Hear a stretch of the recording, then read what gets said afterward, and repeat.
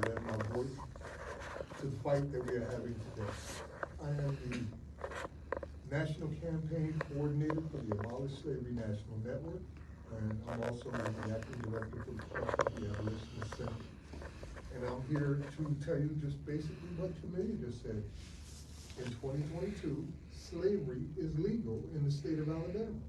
Not only is it legal, it's in practice in the state of Alabama. In 1865, when the 13th Amendment was ratified, there was a loophole in that amendment, which had been copied by Alabama and many other states. Actually, Alabama did it before the 13th Amendment, 1861, I believe, that they brought this loophole in, where it allowed them to exploit prison labor through convict lease schemes. And along with black codes, Jim Crow laws, pig laws, they would criminalize black life. And whenever they needed laborers, they wouldn't ask the employment company to supply labor. They would ask the sheriff to go out there and get them some people to work. And they would often work them to death in convict lease systems. Convict leasing went on in this country all the way up to 1928. And the only reason that they allegedly abolished it was because of Alabama. In 1928, there was a cave-in that killed I believe it was 145 or so black men, women, and children who were working in these mines for free. And they died in this cave-in. And the world was up in arms about what America was doing with convict leasing. So allegedly, and I use that word on purpose, that was when they abolished it. But we know that didn't happen because convict leasing is still being practiced today across the country. We got people working in California, from where Jamelia comes from, where there's like 34 prisons that have 70 factories built right inside the prisons. They're making eyeglasses, they're providing goods and service on the open international market. Companies like Starbucks are exploiting prison labor, where, on a holiday when you get to Starbucks and it's got the gift package, those are put together by inmates.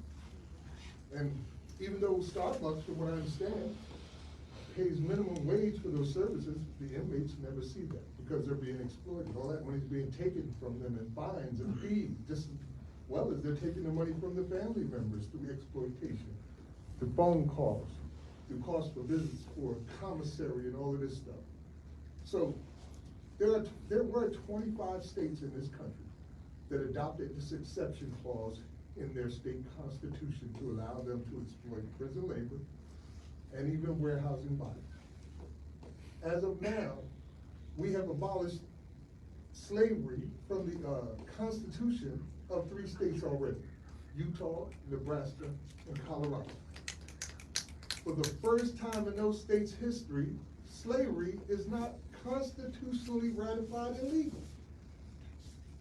We also have 5 states on the ballot this year, as Jamelia has pointed out, and all the news has been talking about.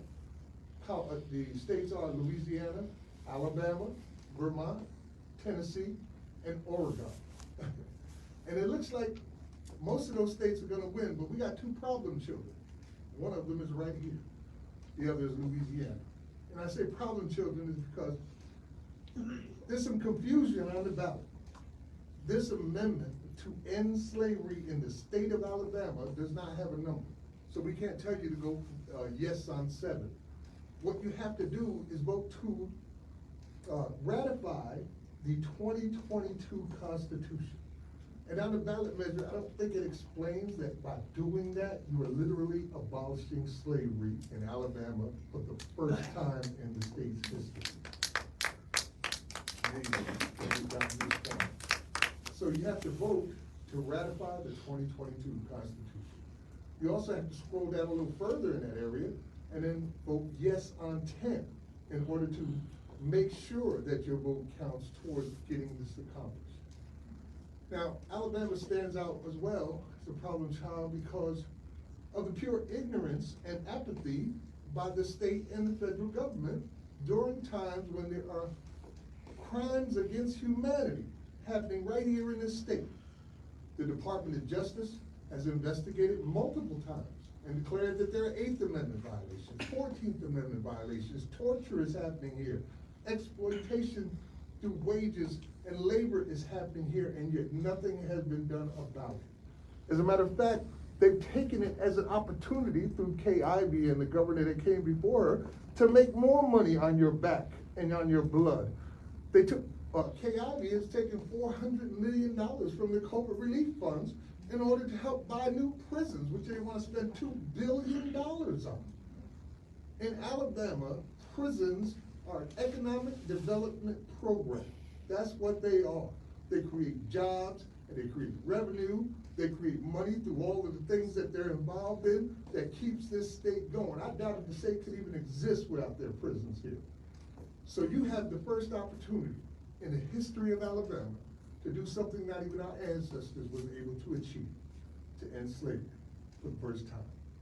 Now what happens after that? That is something that we're gonna have to find out, because we've never seen it before. We don't have any model. There has been no time in the United States when slavery was not legal. So we feel at the Abolish Slavery National Network that ending slavery is a priority that we must achieve in order to open a door that has never been opened before, and to see what is on the other side of that door, where when those who have been exploited go to court and they say, I want to challenge these slave-like conditions, these badges and incidents of slavery. You're working me for free. You're treating me like an animal. And we want to hear what it sounds like when the court is not able to say in section 32 of the Alabama Constitution, it says that no form of slavery shall exist in the state, and there should be no involuntary servitude otherwise than for the punishment of a crime of which the party has been duly convicted. We want to see what it sounds like when they don't have that protection for slavery and a challenge against badges and incidents of slavery. I'm going to close with this. Remember, this is maybe the only chance we ever get to do this. We need all hands on deck. It's only 4 days away. You got to vote to ratify the 2022 Constitution. You got to scroll down a little bit further and then click yes on 10. And just show as much support as you can for your sister states who are going through the same thing right now, especially Louisiana, where the media, politicians have all decided to gather together to oppose ending slavery, literally lying about what is going to happen. I was told by one politician, Max, if we do this thing, you know what's going to happen? You're going to see judges sentence people to slavery. And I said to him, do you not know where you're at? It's Louisiana, and slavery is legal right now. Everybody that goes through your courts on a felony is sentenced to hard labor. What do you call that? So if you think that you are going to scare us out of ending slavery in Louisiana by threatening us with the very thing that's already happening, you are very wrong. Alabama, Louisiana, Tennessee, these southern states are going to show you how it's done. Am I right? That's right. That's right.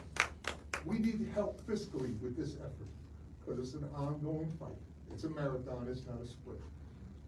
So if you're able to, please go to abolishslavery.us and make a donation and volunteer your time. Spread the word, learn as much as you can, and teach others. Thank you very much. Thank you. Thank you. Good on.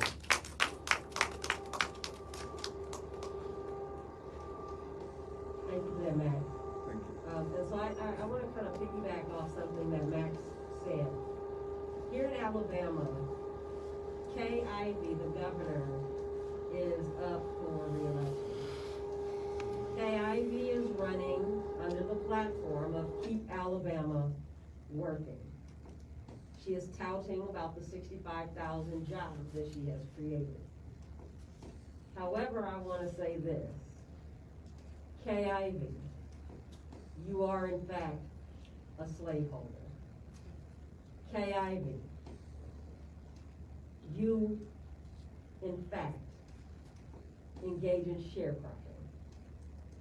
You, Kay Ivey, are a representation of white supremacy here in Alabama. To keep Alabama working, let's look inside of the Alabama Department of Corrections. where the men and women are living in inhumane conditions. The United States of America is in direct violation of United Nations laws. We, in fact, have legalized slavery, not just here in Alabama, but throughout this entire country.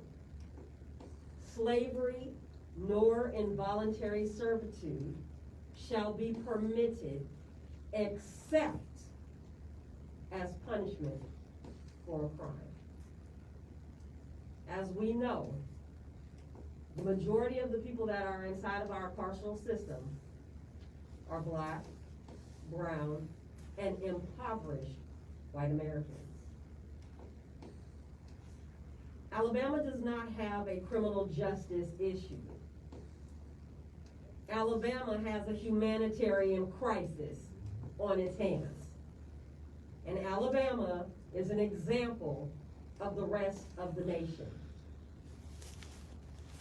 One of the largest consumers of slave labor in the state of Alabama is Regents Bank.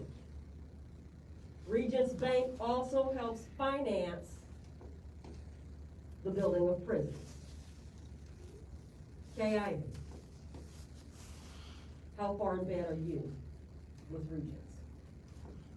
How much are you benefiting from the slave labor that is occurring here in your state? I'm going to pivot. I would like to introduce Chastity Bowman. Chastity, there's really no words for Chastity. I'm going to let her introduce herself. Chastity?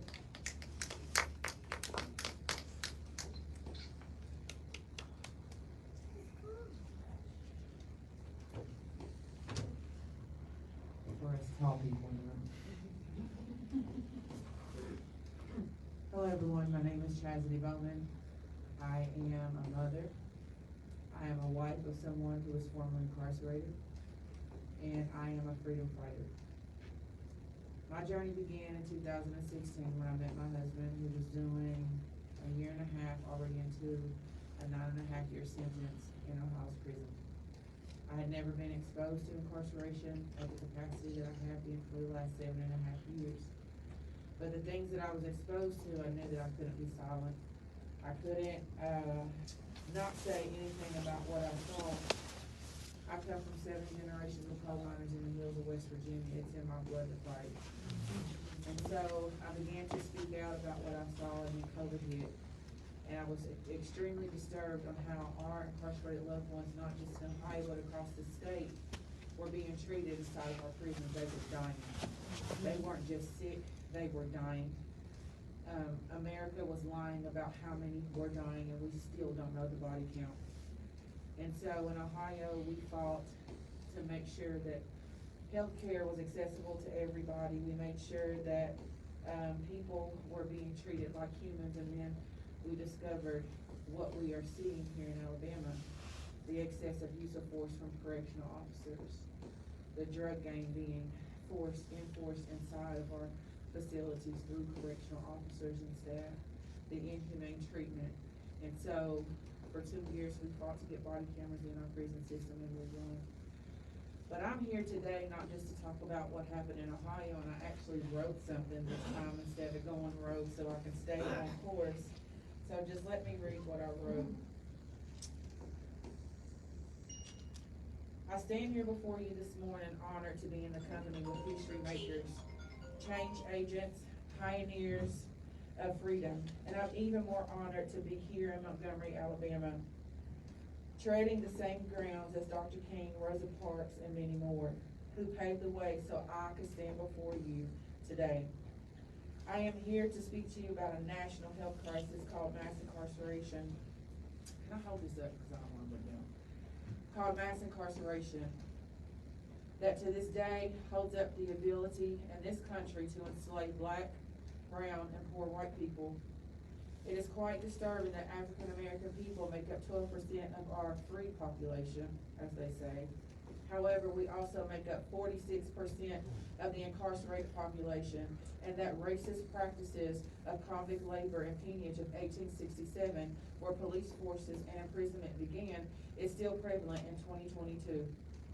That our Constitution states that neither slavery nor involuntary servitude, except as a punishment for crime, wherefore the party shall have been duly convicted, shall exist within the United States or any place subject to their jurisdiction, which means that over 154 years, 10 months and 4 days, our police forces and incarceration systems have been operating in legalized slavery. Which means we are still and are not in fact free. If we aren't physically incarcerated, we are affected by it and are captured by the indirect effects of inhumane, traumatic, and mind-altering effects of incarceration in America. And it has our people in hold. In 2023, we will be pressuring all prison entities to remove rehabilitation and corrections from their name, or we will hold them immediately accountable for actually rehabilitating and correcting our people. Right now, this is not the culture or practice of this entity.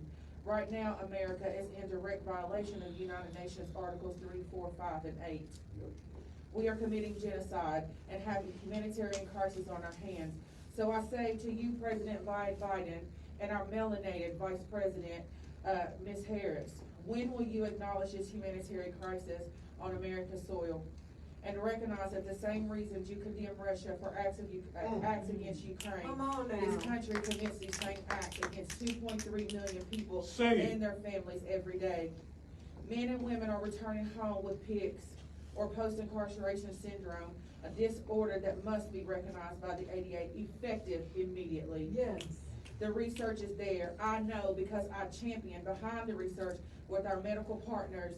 Not only that I watch my husband suffer from it on a daily basis, after serving almost a decade in Ohio prisons, his brain has been rewired due to the lack of stimulation, human interaction, human touch, and extreme trauma from being cold in the winter, extreme temperatures in the summer, death every day, and developing animalistic behavior to survive. This isn't just my husband's issue, an Ohio issue, and an Alabama issue, but a humanitarian crisis, again, I will state, in America's prisons. We have come here to serve notice on America. We have come here to serve notice on our president and anyone in the government that we will no longer stand for this, that we are going to unify and we are going to come together as one body, as one voice, as one sound, and stop this humanitarian crisis. My name is Shagzy Bowman. I am the president and founder of Opportunities People's Justice Leaders. I am a freedom fighter, and you can find us on www.opjl.us. Thank you. Yes. Right on.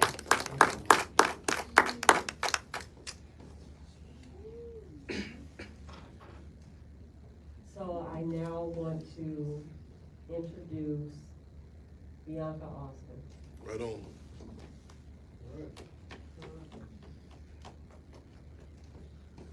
Right on.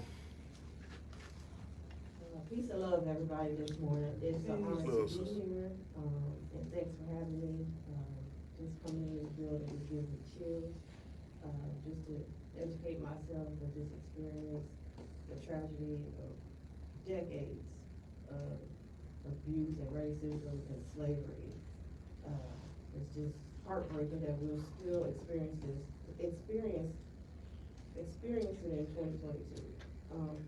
I am Bianca Austin.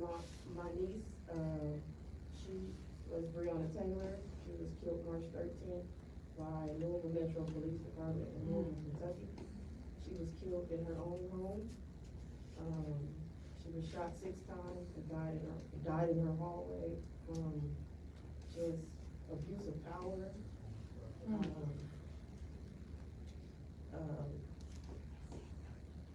Just pure corruption is what it is.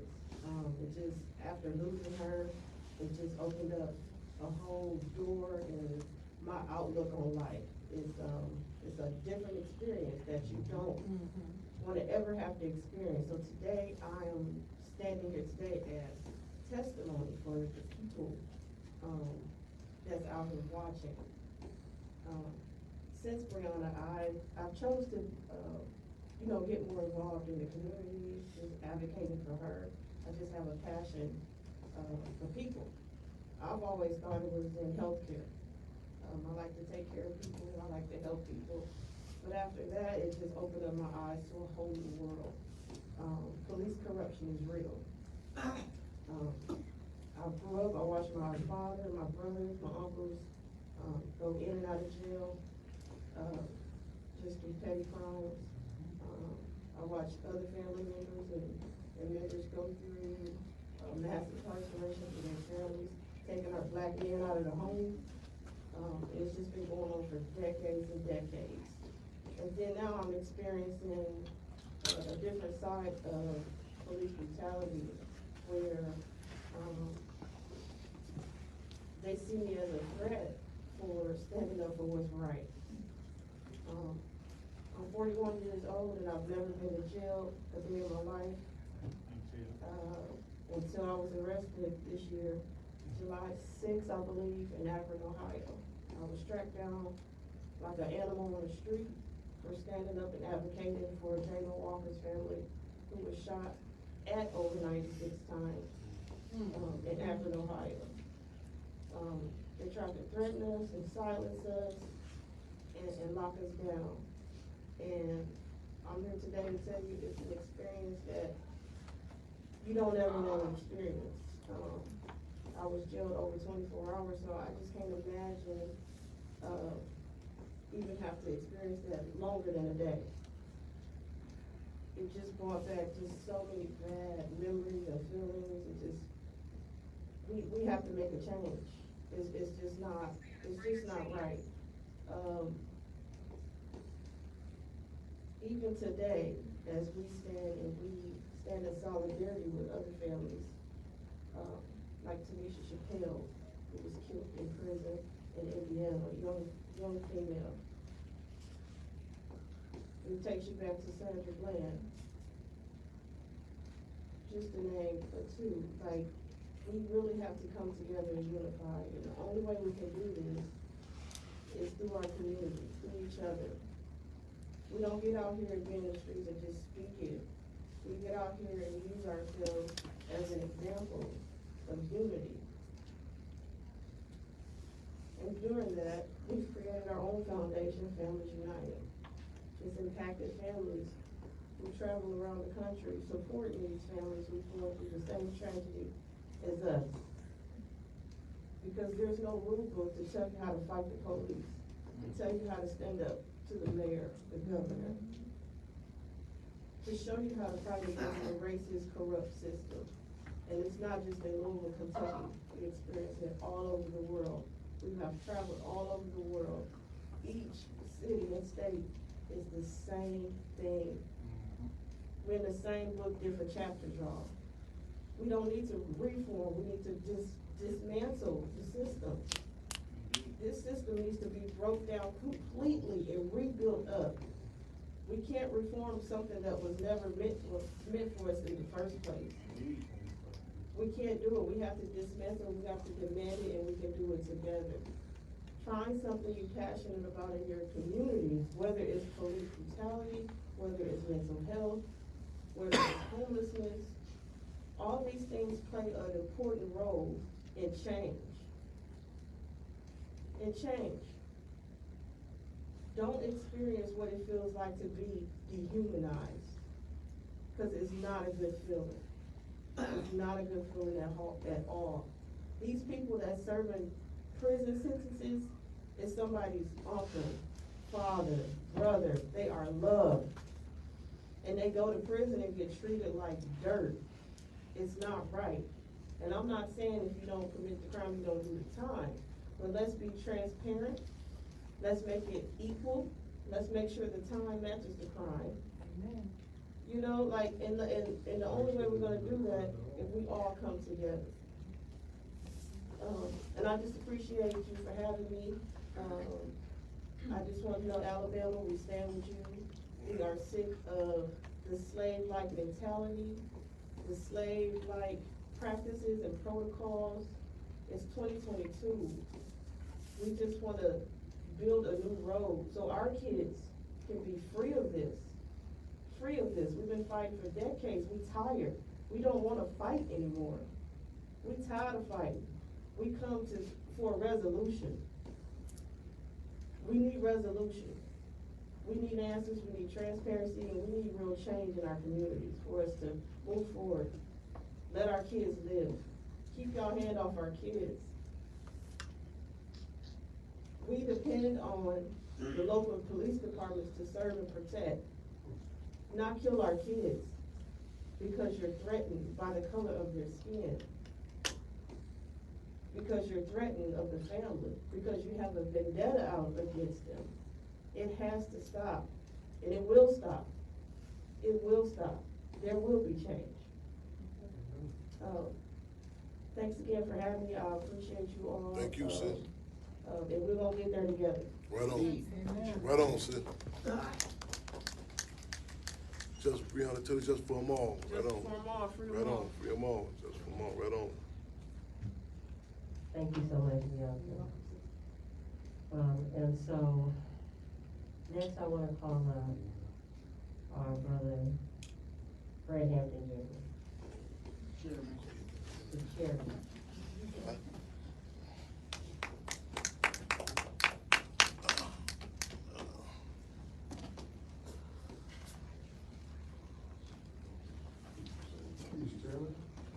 Respect. Right on, power to the people. All power to the people. Well, first and foremost, I'm honored and humbled to be here. I'm international chairman of the Black Panther Party Cubs. That's the organization, we say it's a tough act to follow. We attempt to not walk in the footsteps, but the Panther Paul steps of the Black Panther Party, was founded October 15, 1966. Minister UEP with the chairman, Barbara Seal. So I'm a Panther Cub by birth and by battle. I'm also biological as well as just a political child, political offspring of Deputy Chairman Fred Hampton, who was the deputy chairman for the state of Illinois, the Black Panther Party, which is the largest chapter of the Black Panther Party, and also of Cool and Jerry, formerly known as Deborah Johnson. Chairman Fred was assassinated, he didn't pass away. He was assassinated by the federal government December 4th, 1969, along with Defense Captain Mark Clark, on the west side of Chicago, as an ongoing part of infamous COINTELPRO, the counterintelligence program. Prior to Chairman Fred being assassinated, he himself was a political prisoner. And he was held captive in the infamous State Bill, which we refer to as Death Bill to this day, and later transferred to the infamous Menard, where there were a number of attempts to have him assassinated while he was held captive. I'm saying this to put the question, political prisoners in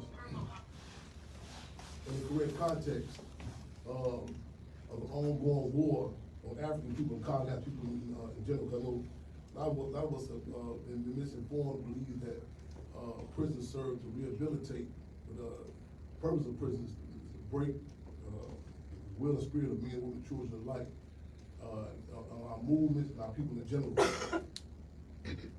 lot of people here I've unfortunately come in contact with through some horrible situations. The Jacob Blake family, Cortez Rice, Bianca, and also one of the knowledge who I'm seeing on the battlefield, resulted in a response to her then husband, Nicholas Lee, in Memphis Cook County Jail, and that's Cassandra Grish. She's here also.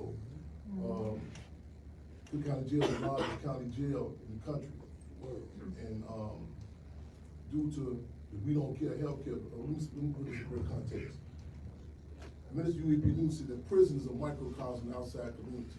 And that's to say that what's happening, we see what's happening in the general community with the healthcare, We Don't Care healthcare, with the police are murdering us plainly. So we can only imagine, they cannot imagine, what's going on behind those walls. And Cook County Jail was defined as a hot spot. First discussion about the coronavirus, we refer to the pandemic. And there was documented continuous calls to call the infamous Sheriff Tom Dart, like Cassandra Greer, and others that bring attention to this. And subsequently, Nicholas Lee, quote unquote, died. And when I say quote unquote, the state took him out. And we want to be in solidarity the deal is, one of the tactics of the system is to keep us caught in subjectivity. In other words, keep it isolated to a situation in Chicago, Ohio, Detroit, Alabama, so on and so forth. Tupac Shakur said, "Holly, forgive me." We heard the prisoners in Alabama are literally hollering, and many of those, unfortunately, cannot holler. We gonna let the record reflect that we hear them loud and clear. We said we got these back like a backpack and each other with bulletproof vests. And the spirit of internationalism, you know what I'm saying, again, we respect no colonial borders, we cannot afford the luxury to set trip. In other words, to say, well, this is a situation happening in Alabama, we gotta connect this up with the condition of the state bill, connect this up with the condition of the infamous Cook County Jail. But right now, here today, we wanna seize the time with the energy that's here in Alabama. And, I say foreign territories versus enemy territory. I just got here, and literally when I was walking in, my brother pulled up on me, recognized me. He just told me, literally, he said, "I know you are chairman," he said, "Be careful down here." And I know, you know, the stereotypes that come with the South, and I would say the South, old action goes, the South will rise again. We say, when did it fall?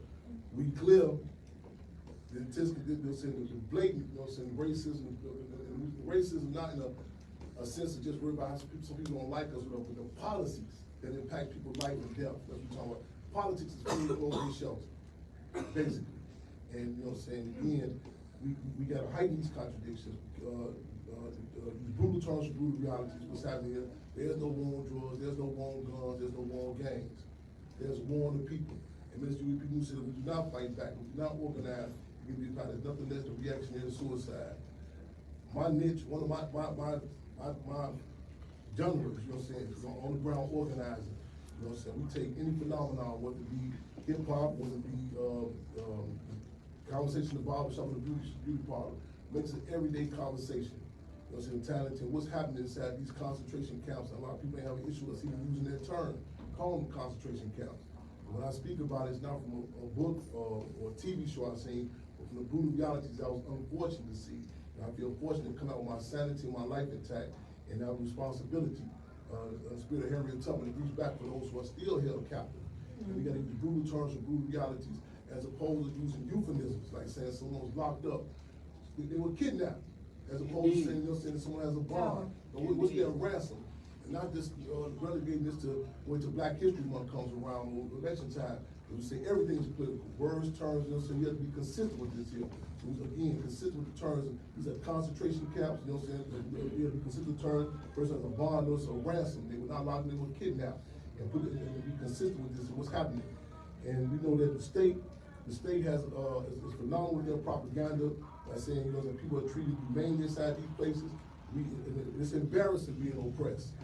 It's embarrassing being oppressed. But we have to be upfront about this. Similar to like in Abu Ghraib, Baghdad, when the conditions were shown to the world, when how prisoners were being treated in Abu Ghraib, Baghdad, many prisoners said they didn't speak about it because they were embarrassed to talk about it. And also they tried to record the filing grievances also with no record. But we clear and we do understand what's happening there and we relate to it. We gonna heighten the contradiction in the world. No. Right on? Right on. Right on. Powerful people say, what's our mantra? Free them all. Free 'em all.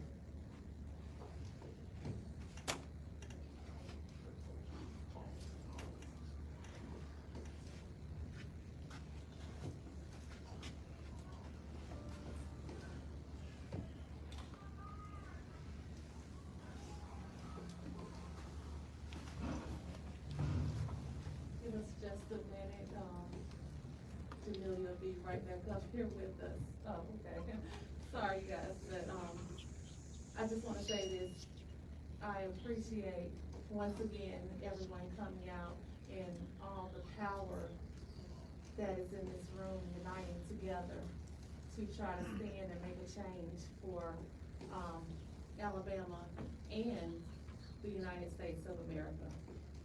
So, without further ado, I'm going to, bring up my counterpart, and I'll say my little sister that has been working closely with me, Christina McGee, guys.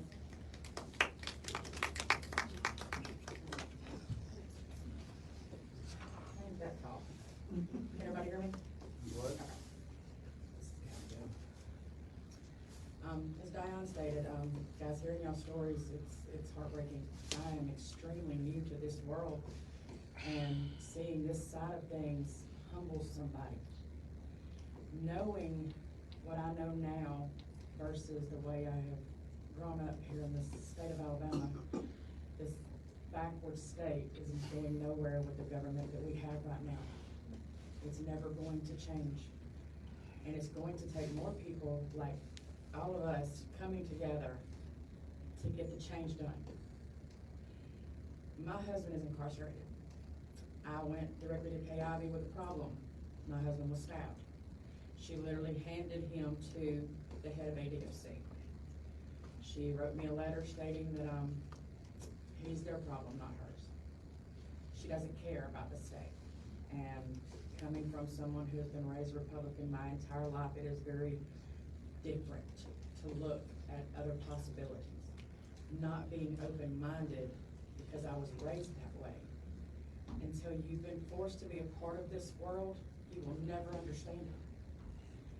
I chose this side of the world, and I'm very thankful that I did, because it opened my eyes to a lot of things that I have the power to change. That I'm going to stand here and say enough is enough. And as I always say at our rallies, and thanks to Diane, when I reached out when my husband got stabbed, she saved everything about me. Diane is this. To break every chain rallies we're doing.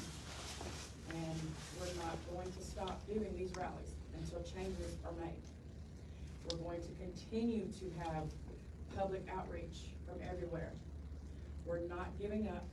When they go hard, we will continue to go harder. We will not back down. Right on. It doesn't matter. Alabama Sentencing Commission needs to be redone in every way possible. The legislators need to see these people that they affect.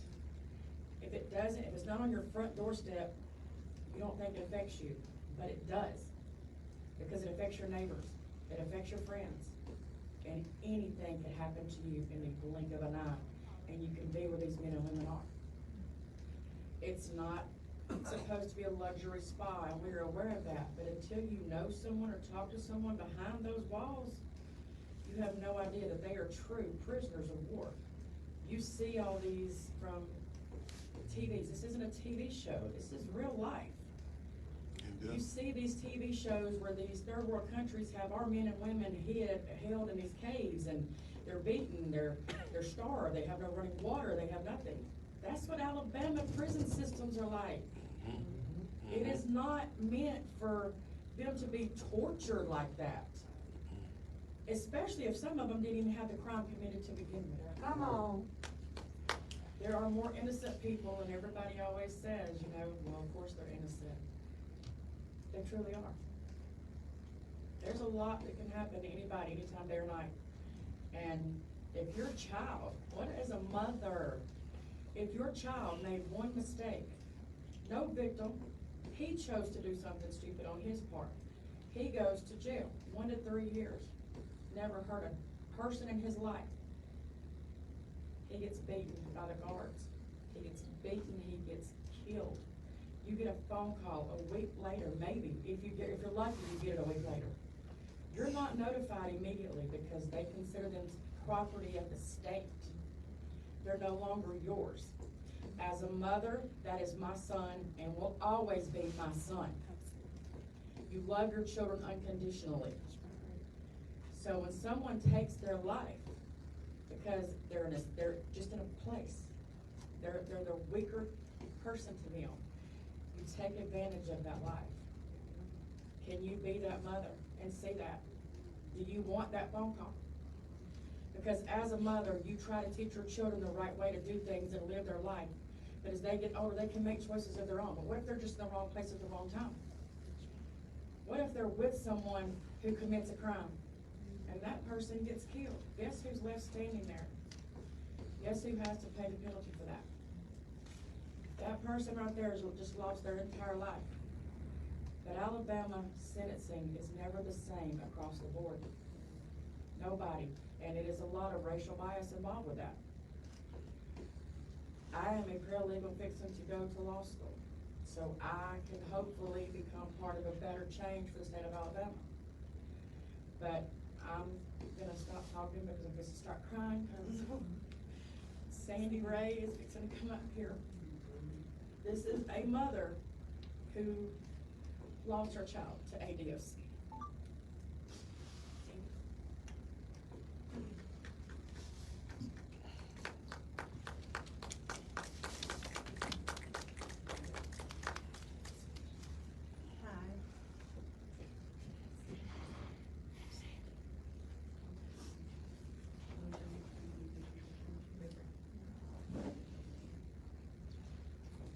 Hi, can y'all hear me? My name is Sandy Ray, and most of y'all here in Alabama know me. I've been running around with the rallies since 2019. My son was at Donaldson Correctional Facility. October the 4th, I got a call from the warden telling me that my son was en route. He was at UAB. He was at UAB, and that he was on life support. I needed to get there. As you see, I'm on oxygen. I was on oxygen then. So I run out of the house and I get there. And I'm like, this is just kind of like a horror story. I want to show you the power that the state of Alabama has. Okay? I get there. Once we get there, they tell me that we can come in. My family can come in with me and see Steve. When the videos, you can look up Sandy Ray and you can see the picture of what they've done to my son. They stomped and moved him. He was unrecognizable when I got there. They had broke every bone in his head, every bone. They said the only reason that he wasn't dead at that time was because he had so many lumps and holes and stuff in his head that it took longer for the blood to fill up for him to pass away. I mean, he was beyond recognition. And at this point in time, I'm blind. I ran out. I didn't have this handy little thing then. I had the big old oxygen test. I ran out with no oxygen. We get there, and like I said, I get there, and I'm met by guard, and he's kind of nice, and he tells me we can go in and we can visit with my son.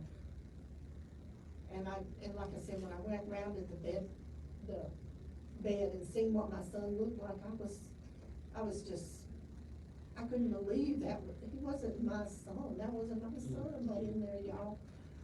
And nobody would tell me nothing. And I finally learned from the nurses that the warden, this warden from the state of Alabama, was the one calling the shots. She's the one that told them. We had to wait. They had told me in the middle of the night that we're gonna have to take him off, that he was brain dead. And the warden actually, we had to wait and find her before they took my son off life support. She had to say it was okay. That's the power that they have here in the state of Alabama. And Governor Ivey leads this state. And Steve Marshall, they told me in March, my son, they said like it was a Florida law, the law where stand your own ground. My son murder was justified by the stand your own ground law here in the state, in the prison, y'all. They said, stand your own ground. They felt for their lives. Six of them stood and watched as one that was military trained, and they stomped my son to death. And they said, it's okay. We're not pressing charges. All these officers went on. They fired one for drugs, but the one that primary done it, he got promoted. This man has 5 other lawsuits against him for the same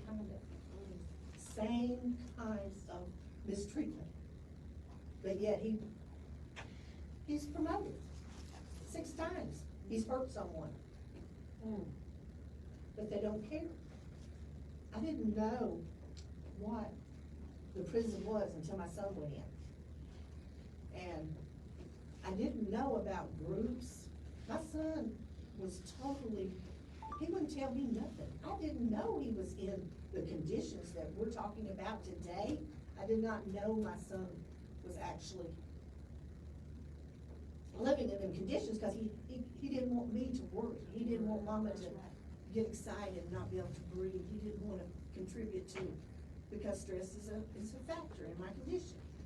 And, so until I got with this groups, Pastor Glasgow and Tops introduced me, and I met different ones, and I found out what was going on in the prisons. And it still didn't explain to me how they could do what they done to Stevie. His name was Stephen Davis, is his name. He was 35, it'll be 3 years. It was 3 years, October the 5th, that he died. Y'all, they wouldn't even, when he died, they must have found out the next morning that it was guard related, because I had been in on there, and I is a joke. That's Alabama Department of Corrections. That's a joke. They do not defend the people of Alabama. Steve Marshall doesn't defend the people of Alabama.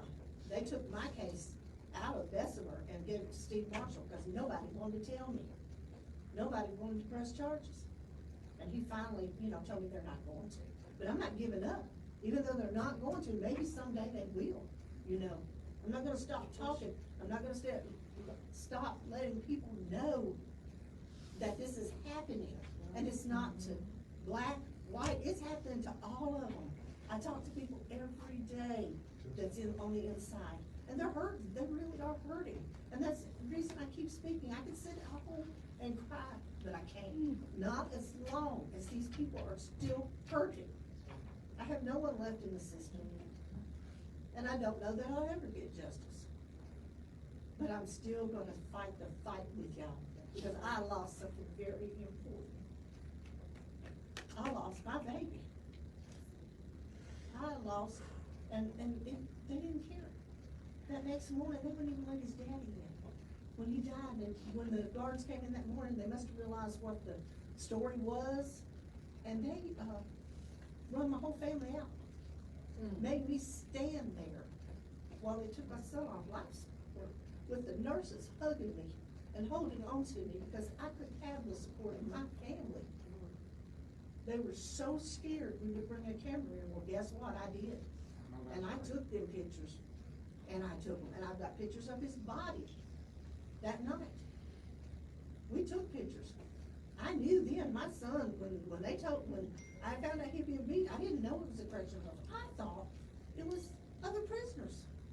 Never in my mind when I thought it was them. And I got a call from the prison, and this man said, "Miss Ray, get a lawyer. Your son was murdered." That's the night that we brought him home. The same day he died. Murdered. I didn't know what was going on, and things just kept falling out every day, until I realized they killed my baby. And they justified it with a statute ground. They felt that he would kill them if they didn't kill him. That's what they felt. I don't find myself to be an activist. I'm a mother that's hurt. And I will speak, and I will go, and I will do whatever it takes to make it right, to help, to push this all forward in better conditions, to get Ivy out of office, get Steve Marshall out of office, get different ones out of office. She's the boss. She's the boss of Alabama. She's the boss of the correction center. She will not speak to me. I've had so many run from me. My son's case was mentioned in the Department of Justice report they filed. But yet they feel they didn't have to. Come on, they mentioned the cruelty and everything in the report of the Department of Justice, but they felt they didn't have to press charges. They are beside themselves here. They are just in a world of their own here. And And I gotta tell you, Alabama's the most racist state that I've ever been in my life. I was born in Indiana, and if anybody has any inclination of what Indiana is, you would laugh if you know why I'm standing. Max probably knows Indiana's KKK country, honey. They the ones that raised up KKK. It started there. And I came to Alabama 30 years ago, and I was in awe. And the more I learned every day, and the more in the last 5-6 years I've learned, oh my gosh. This is where Martin Luther King was. Coretta Scott. What is going on? Why are they so prejudiced here? And it's true. It's true, y'all. It's the saddest situation I've ever seen and that I've ever known. They told me my kids had to go to private schools when I first come here 30 years ago. What for? I said, I can't go to school class. What? I moved from Birmingham. Come on. It was just like, y'all crazy, you know? Y'all just crazy. But until they took my son, I never cared. It wasn't I didn't care, I just never spoke up or know what kind of cause I would want to speak up about. When they took Stevie, they created a monster in me, is what they've done. And I will continue to show his picture, and I will continue as long as everybody will have me. I'm going to the Department of Justice somehow or another. I'm going there, and I'm gonna speak to someone. It's just a matter of time and money, and I'll be there. And I think I feel honored to be in the room like Breonna Taylor's aunt. I feel so honored. I mean, we hear about you on the news, see you on the news. It's just really popular to me, you know? And Max, I finally put a face with Max, you know, and the different people that I'm putting faces with, and I am so excited. And I met Dee, and I met Christine. They have been awesome. I thank y'all. Thank y'all for having me and listening to my story. Right I'm on. gonna take up no other time. It's story. It's just a story, and it's not even a story. Legacy. He has a legacy now. And I'm gonna continue because I know a lot of families will not tell what they've done for their children. Especially white families, y'all have to just put it out there.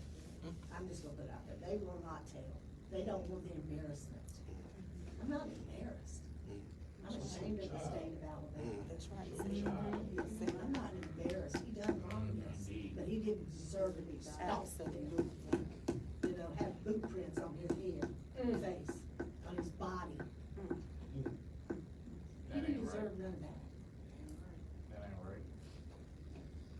But I thank y'all for having me, I'm honored. Thank y'all very much. Thank you. Stay strong.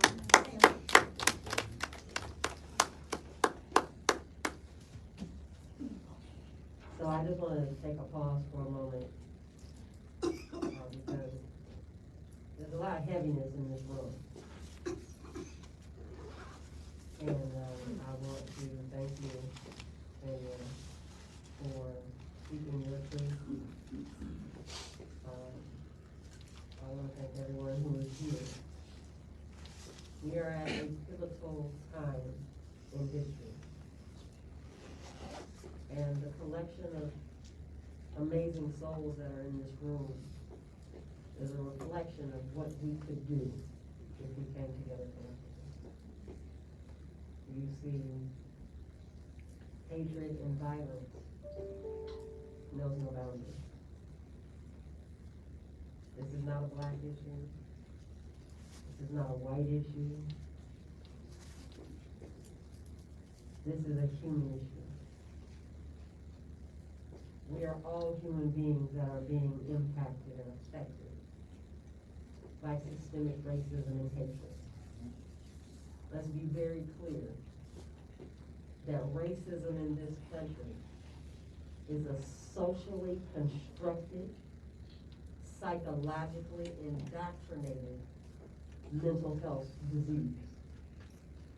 It not only affects those whom it seeks to target, but it also affects those who perpetrate it. We have the ability and the power to come together and say, we're not gonna have any more. In this room, we have South Carolina, New Mexico, Ohio, Alabama, Chicago, Minnesota, Louisiana, Texas, I mean, like California. We have come from everywhere because this is what it takes. This is a Herculean effort, and it takes all of us. We have come together because of the trauma, but we will not bind in trauma. We will bind in healing. We will bind in change. And one by one, we will continue to grab a hold of the other and walk forward. We are our ancestors' dream. We sit here today in a historic building. In a little bit, when we're done with the speakers, we're going to play a film for you all. I will warn you that for some of you it may be triggering, so please feel free to leave the room. But this is a collection of the history of us as a people. Alabama. I want the voters of Alabama to hear me and hear me clear. You have the opportunity to make history in your state. Do not allow the powers that be to continue to use the tactics that we know they use, such as language on a ballot that the everyday citizen cannot understand. It is a tactic. We have to become more civically engaged with one another. In California, you can pre-register to vote at the age of 16. But the majority of those children that are pre-registered to vote don't look like me. Don't look like you. Because so many in our communities are just trying to live and survive every day. I'm really touched by the mothers in the room. Not that fathers are dismissed, because we have a father in the room that we oftentimes don't see. This is a fight that we see the women and the mothers. But before I introduce this father, I want to say to the mothers in the room, I too am a mother. My son is currently serving 3 consecutive life sentences without the possibility of parole for a triple homicide that he did not commit. He fell victim to California's felony murder law. Felony murder is something across this country that is problematic, including right here in the state of Alabama. Did you know that with felony murder, I could borrow your car, I could go to the grocery store or the convenience store. I have no intention of killing anyone, but I go in with my gun, I scare the cashier, it discharges, and I accidentally kill him. I get back in the car and I drive off, I drop your car off to you. And they come and they arrest you. And they charge you with first-degree murder as if you were in fact the shooter. Do you know that we have people in this country right now that are sitting inside of prisons that we don't know if they're ever gonna come home or not, that are innocent? Did you know that we have law enforcement officers in this country that can shoot and kill, that can shoot and kill someone during the commission of a crime and charge someone else with the murder that the law enforcement officer committed. That's very real. It's happening. So when we talk about innocent lives, when we hear there's more innocent people in prison than you could imagine, people don't want to believe that because this has been so criminalized, it has been dehumanized. Take a look around the walls and you will see. We are not that far from slavery. Indeed. We are standing on stolen land. We are having a genocide of proportion that is uncomprehendable. It's time. When something's going down in Chicago, we need to show up. Amen. When something's going down in Louisiana, we need to show up. When it's going down in Virginia, Mississippi, wherever it may be, we are putting the country on notice. We will not stand by anymore and allow these laws to remain on the books, to allow our children to continue to be executed, and to allow ourselves to continue to be divided. With that, I would like to introduce to you Jacob Blake Sr. Right on.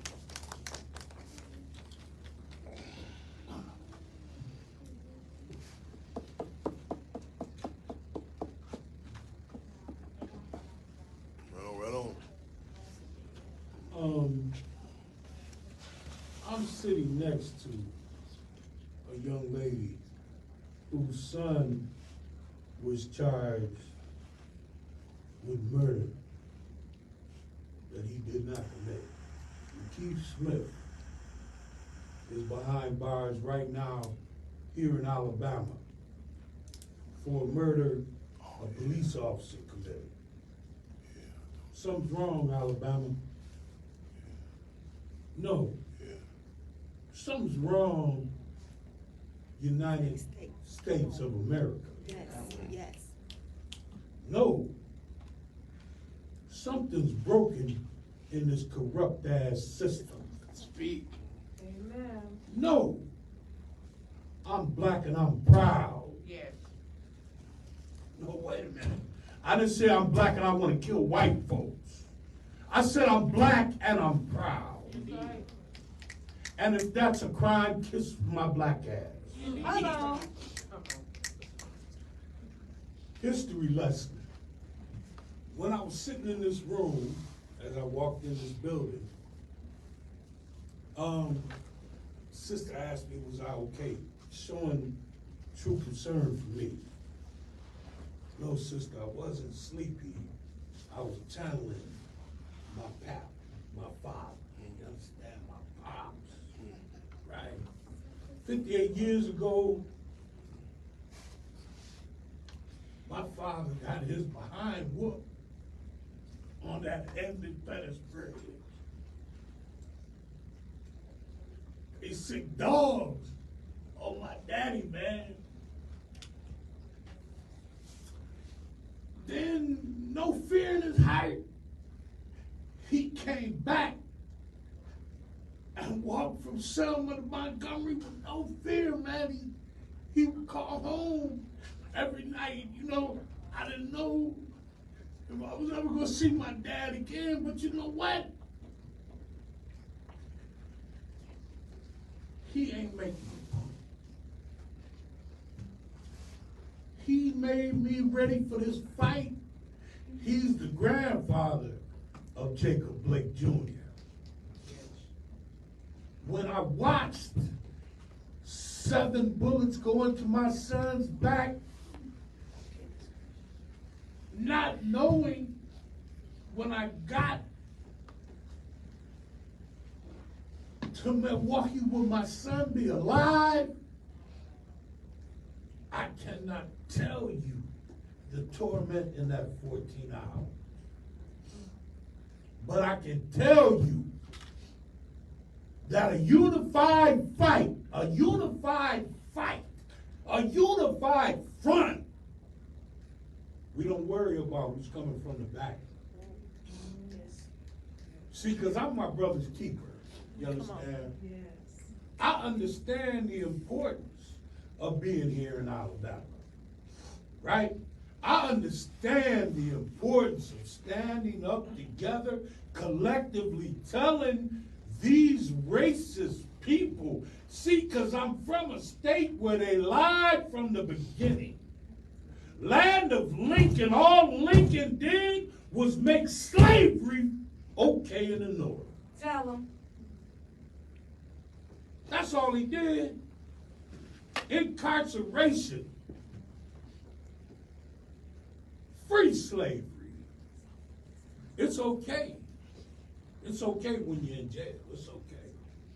And as that sister stood up and talked about the coal mines in West Virginia, as I think back to our farm in Beckley, driving up 77 and witnessing the dust clouds pass across the highway and knowing that the blacks that were found hurt in the mine were left. At the bottom of those mines, they were left. They did not come home. I know what happens from Beckley to Portsmouth. I smell the dust. I smell the coal I smell the coal when I drive through on my way to Chicago or to my sister's house in Louisville. I've seen racism from the Pacific Ocean to the Atlantic, from the Gulf of New Mexico to the border of Canada. If we do not decide that this system is broken, then it's like driving a jalopy. You just drive it. But if we decide to overhaul that jalopy, we're going to get a new engine, we're going to put a brand new transmission in there, we're going to buy some Uniroyal white walls and throw them on there with some spinners and trues. And we're going to ride this brand new 98 with them big heavy 4 doors on them. We ride. We're going to have some Pioneer 6x9s in that joker and a Jensen radio, and we're going to play anything we want. Good analogy. Right But on. we can do that unified. But standing alone, fighting alone in the cold when you feel like no one is there for you. See, there ain't nowhere I won't go. I'm not scared to die. I'm not scared to put my life on the line every time I leave my home. I haven't seen my home in 3 weeks for maybe 48 hours. But when you choose to fight for humanity, So you're right. you fight for your own life. So you're right. You fight for breath. You fight for that other person's breath because you're worried about your brother. You're worried about your sister. You want to see them okay. So you're right. But if you continue to go home and pick up your remote control and pop your popcorn and eat your hamburgers and care not about your brother, then that's up to you. But what we do in this room is family. I don't see you any other way. Jamila is my sister. When I first met her, I met her on a Zoom call. I said, little sis, I'll be out there to California. I'm coming to see you. I couldn't wait to see him when he got home. I hugged that brother like I knew that brother my whole life.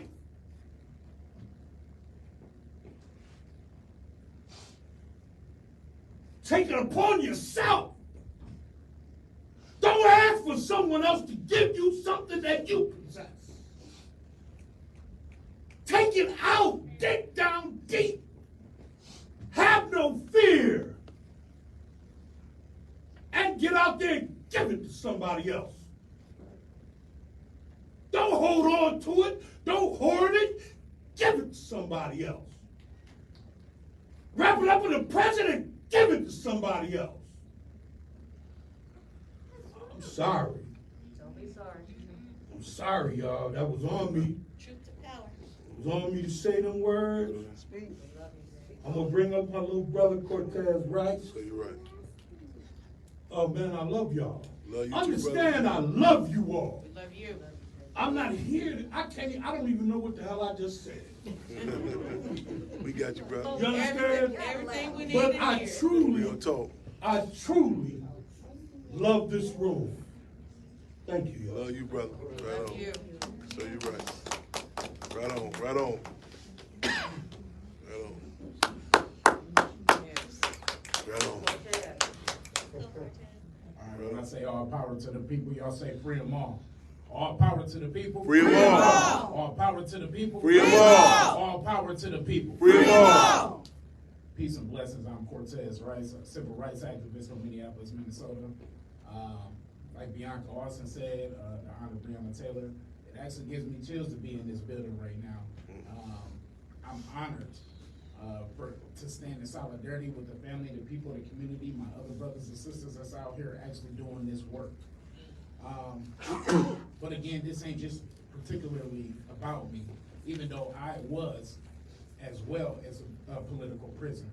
When I was a political prisoner, my son was actually murdered February 1st, 2022, which was the 297th United States school shooting in Richfield, Minnesota. And the reason why I was being held hostage as a political prisoner was because I went and peacefully protested at a judge house, demanding cameras in the courtroom for the Kim Potter trial, justice for Dante Wright.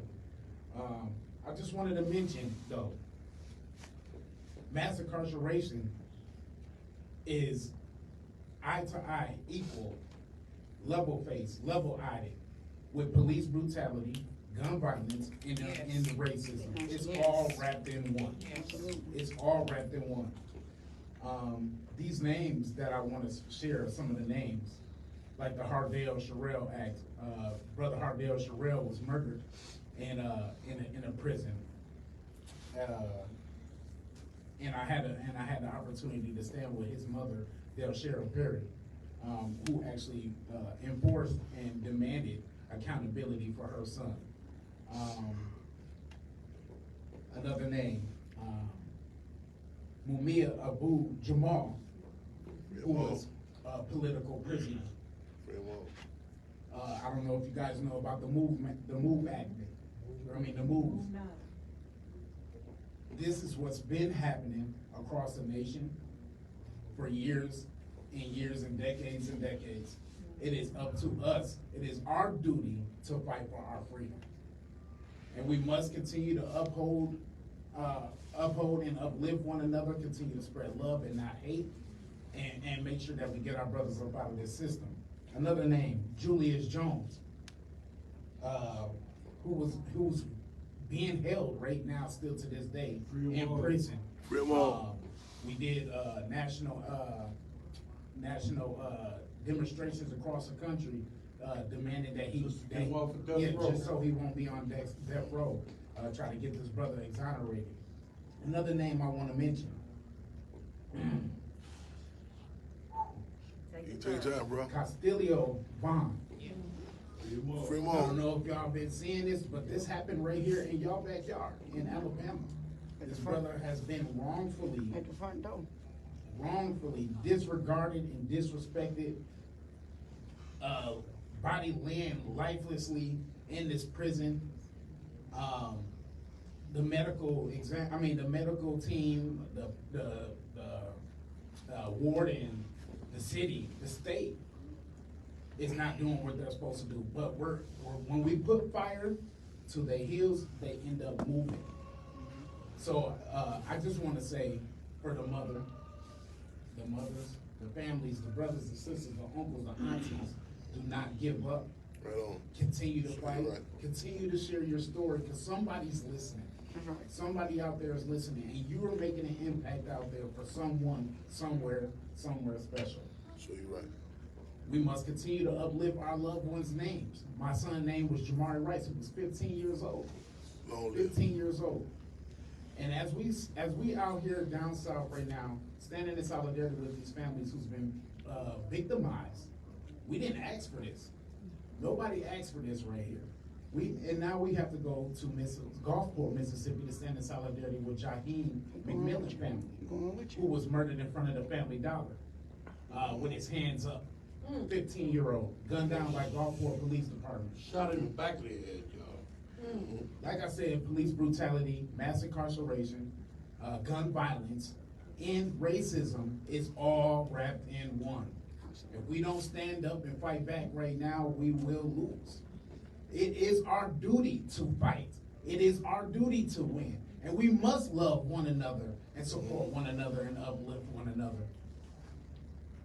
Again, I am honored to be here amongst my great brothers and sisters, my beautiful brothers and sisters out here. We must continue to fight, keep up the good fight, the good struggle. Right. The fight must continue. The revolution must continue. And again, all power to the people. Free them all. All power to the people. Free them all. All power to the people. Free them all. Blessings. Right on. Right on.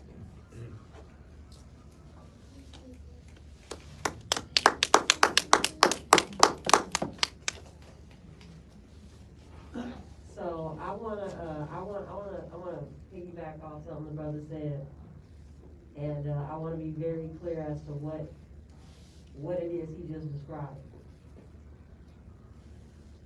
This is not police brutality.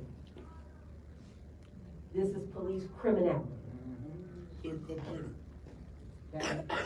Law enforcement in this country is constantly violating our civil rights. They're constantly engaging in illegal criminal behavior, and they're never held accountable. I want to introduce my brother Stephen from Edify. I'm gonna let him tell you a little bit about Edify and the work that we do there. Right on.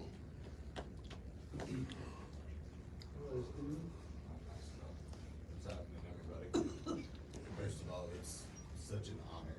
It's surreal to be here in a space where so many folks are fighting with strength that I'll never know, that folks like me by design are not supposed to pay attention to or validate. Sorry, I get all types of emotion. My name is Stephen. I am a co-founder and director of development at Edify. Some special has happened in that Edify. As Jacob Blake Sr. mentioned, a man named Jacob Blake was shot by the Kenosha police from 3 of his children, 7 shots. It was a series of perpetual names, ongoing, state-sanctioned murders of Black, brown, and poor folks.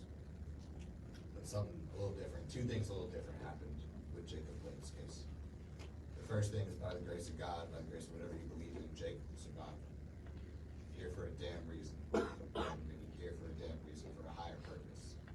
And the second unique thing, certainly unique in racial and labor history, the men and women of the NBA and WNBA stood in solidarity with this and said no more. It was arguably the most historic labor stoppage. They tried to call it a boycott. This was a strike. They said no more black bodies, profiting billions of dollars of broadcast while this shit is happening in our backyards. It was the summer of Breonna Taylor, Ahmaud Arbery, George Floyd, so many others, every year.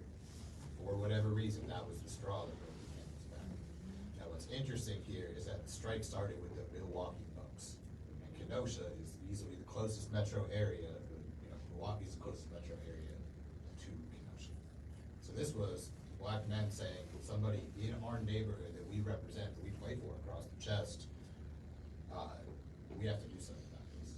So what Edify does is we connect athletes NBA, NFL, college, whatever it may be, WNBA. All of these folks who have achieved at the highest levels. Because let's face it, in the way that America's set up by design, folks don't know their state assembly person or their DA. Folks aren't gonna learn about the laws on the books that are perpetuating all of these evils, all of these criminalities under our nose. But what's wild is that we all know damn near every 53 players on our NFL team. We know all the players who wear the cities across the chest and succeed at the highest level. And what if we use that power for something greater? Yes. Right? I'm an abolitionist. I believe that Chairman Fred said free them all. Come on. But here's the thing, right? Not everybody is gonna everyone who looks like me is gonna immediately dig that messaging right away. We have a war to win. This is a war as folks who are living it and bleeding it and told fighting it. This is a war. So we gotta fight with whatever tactics are available to us. The NBA, an NBA player tweets something out about a tragedy in their backyard in a forthcoming law, a mutual aid movement in their neighborhood. It's going to move the needle in ways that I can't even describe to you. There are folks, everyone in this damn room, there are folks who fight every day. If the biggest athlete, or just not even the biggest, if one athlete who proudly represents that city on the back amplified your work, how much farther would your work be? Right? Those are the all-stars at this level. We need to, elevate our community all-stars. Jake is here for a reason. I talked to Jake. I know other people in this room talk to Jake. You can't not believe in something higher and a greater purpose for this one to talk to. Yeah. Who fights every day to stand up, to be with his kids, to live and think, and be the man that he wants to be.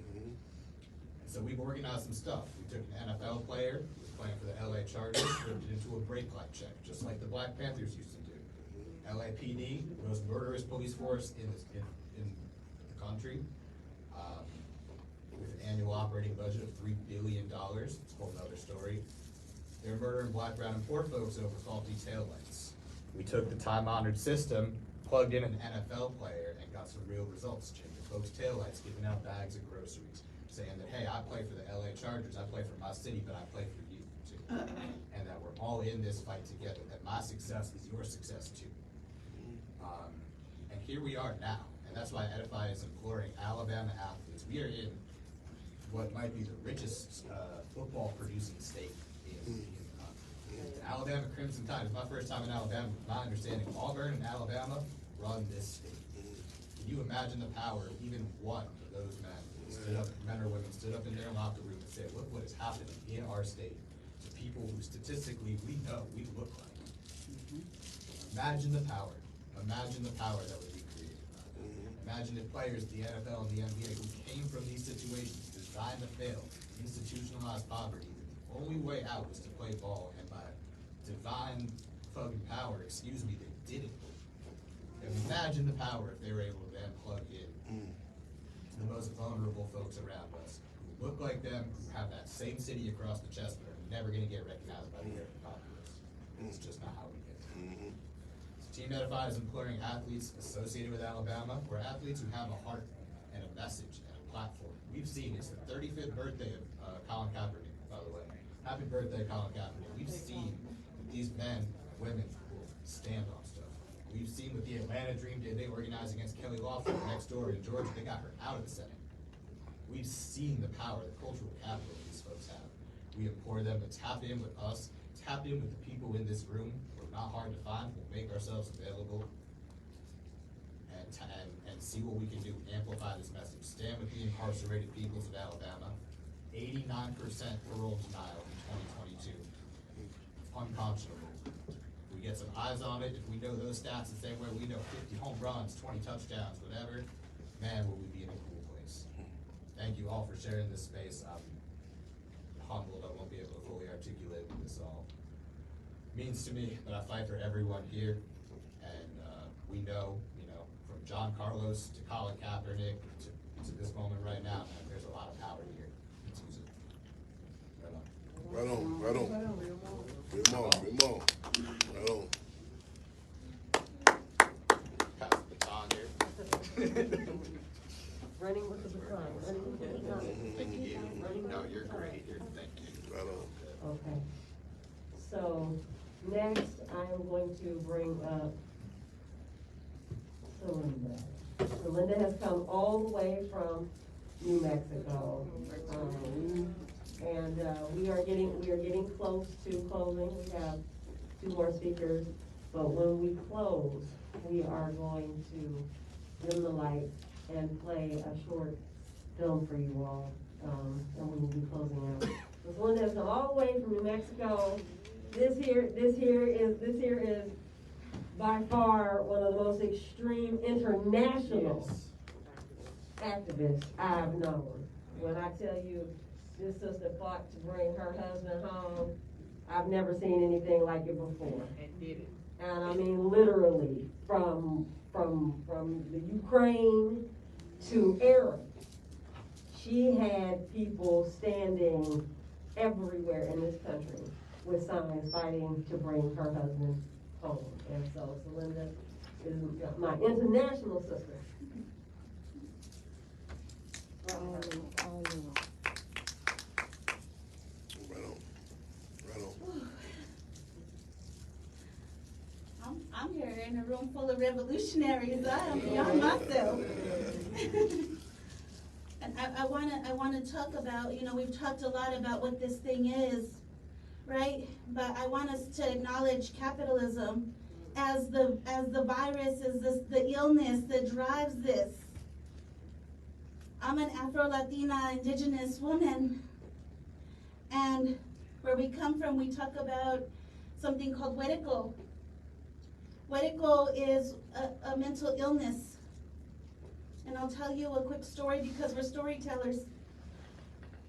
All of the tribe was succeeding, and there was a best hunter. And the best hunter would go out and he would do all the kills, and he came back with a big ego and he said, I do all the kills, why are these sick and children and these people are feasting off of my kills, and I did all the work. So he got greedy and he went and built a home at the top of the mountain where the rest of the tribe could not go. And while he was up there, he continued to be the best hunter. He hoarded all the food. And people started to die because there was not enough for all of the tribe that was left behind. It killed all of the tribe. And as he sat in the rot of all of the food that he could not even consume, he too perished. Because this illness that is capitalism, that is huerico, it is an illness. And it will consume everything until it consumes its own self, and that is what we are seeing happening to Mother Earth. And that is the monster that we are fighting. That is what persists slavery of our people. We have to acknowledge the driving force, that illness of hoarding that is huerico, and we have to hold accountable. There should be no society that has billionaires who are trying to colonize space. If that is not sounding the alarms for folks, I don't know what will. I want to talk about the evolution of these systems. We've talked about that. Plantations have not gone away. They've only become modernized. They still exist. Policing is only modern-day slave catching. These structures did not go away. They became more sophisticated. And they will continue to become more sophisticated. We have to, in the words of Eric Brown, one of my comrades, one of my chosen family, who fought his way out of Louisiana prisons from 16 years old and got freed recently. He said, we cannot just cut the tops. We have to pull it from its root. And that is what we talk about as abolitionists. That is what we are talking about. Our communities don't call the police. We don't use them. That's not real. They have never served and protected anybody in our communities. All right. We don't use them. We use each other. We build strength in our own people, and we ride for each other. Yeah. When I'm in need, I call my neighbors, my comrades. That's who we call. So this can be abolished. It does not function for us. The only role of policing in this society is to protect the wealthy and their resources. Yeah. Come on. That is it. And they have evolved into slave catchers. I want to talk about a case that happened in New Mexico recently, this summer in July, where somebody who was on a parole retake because he is state property was being hunted by the feds. He had his little homie with him who was 15 years old named Brett Rosenau. And they hid in a community member's home as they were being hunted and went into a standoff with tremendous force of policing came. And the warrant that they secured merely said, the judge signed this warrant, if this does not substantiate this, right? The warrant said they needed permission to go to this house to collect their property, Keontae Kelly, and put just his name on there. It was their property. And they showed up with tanks. And they had an all-day standoff, and they shot flash bombs and war weapons into this house until they lit a fire of this house. And this boy died, 15 years old, who was just a bystander riding with his big homie. And he was burnt up in this house. Brett Rosenau. Just a month later, Keyshawn Thomas was shot over 20 times because he was sleeping in his car in Albuquerque because he could not drive. Albuquerque, New Mexico, which a lot of people do not know about, has been under the DOJ's oversight for over 10 years because we have one of the most killer police forces in all of the country. We are second still after 10 years of reform. If that doesn't tell you this cannot be reformed, I don't know what will. It must be done away with. We must take that money and put it into our communities because that is where safety comes from. I also want to raise the name of Vicente Viela. He was in the county jail in Albuquerque, New Mexico, 1 year before George Floyd was murdered. And he was murdered in the very same hold by correctional officers as George Floyd, screaming, "I can't breathe." The corrections department told the family that he had committed suicide. They didn't even know what happened. They had already buried him before a whistleblower reached out to us to tell us that it was a homicide, and we were able to organize. And the Attorney General, in a political ploy, picks up a case to try to prosecute these killer COs. We just finished the trial a month ago. This structure is not here for justice for us.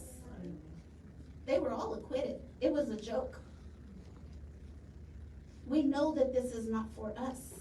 It never was. That is not where justice comes from. In 2020, during the uprisings, we were stopped by Homeland Security, by the feds.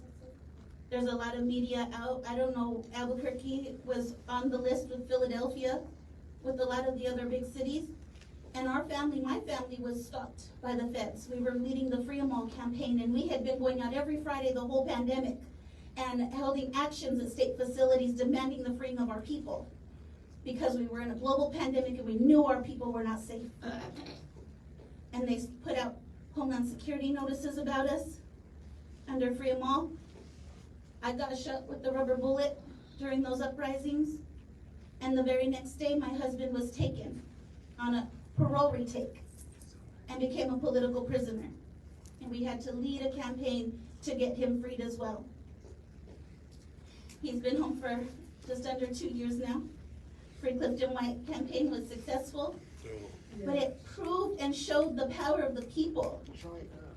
I stood in the middle of a governmental structure and called the governor of New Mexico a plantation owner and told her she needed to free my husband. But this is not just a United States issue. These tentacles of supremacy and imperialism and the illness of capitalism extends across borders that are not real. And we see this happen to our Palestinian brothers and sisters. We see what is happening in Palestine every day. They are using the same weapons, the same state violence they're practicing there, they're using here. And Palestine is nothing more than an open air, largest prison in the entire world. The world.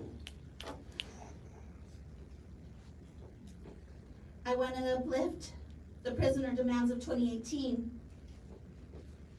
I started working with the Free Alabama movement in around 2016, 2017, and Decarcerate Louisiana around that time. And we started to organize and prepare for the prison strike, and I'm so proud and honored to have done work with Kelvin Coleman. I want to say his name because from behind the walls of Angola, he has found all of y'all. I know many of you have got to talk to Casino because he is a mighty, mighty organizer. If you didn't know, he recently was retaliated against and he was taken out of Angola with 100 other prisoners who were outspoken and organizing, and they have locked them down in David Wade now. So he has no more resources to organize because his lawsuit was moving forward. But I do want to say the demands one more time because they have not yet been met. I know that's right. Number one, immediate improvements to the conditions of prisons and prison policies that recognize the humanity of imprisoned men and women. Number two, an immediate end to prison slavery. All persons imprisoned in any place of detention under United States jurisdiction must be paid the prevailing wage of their state or territory for their labor. Number three, the Prison Litigation Reform Act must be rescinded, allowing imprisoned humans a proper channel to address grievances and violations of their rights. Number four, the Truth in Sentencing Act and Sentencing Reform Act must be rescinded so that the imprisoned humans have a possibility of rehabilitation and parole. No human shall be sentenced to death by incarceration or serve any sentence without the possibility of parole. Number five, an immediate end to the racial overcharging, over sentencing, and parole denials of Black and brown humans. Black humans shall no longer be denied parole because the victim of the crime was white, which is a particular problem in southern states. Amen. Number six, an immediate end to racist gang enhancement laws targeting Black and brown humans. Number seven, no imprisoned human shall be denied access to rehabilitation programs at their place of detention because of their label as a violent offender. Number eight, state prisons must be funded specifically to offer more rehabilitation services.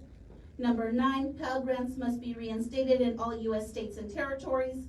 And number 10, the voting rights of all confined citizens serving prison sentences, pretrial detainees, and so-called ex-felons must be counted.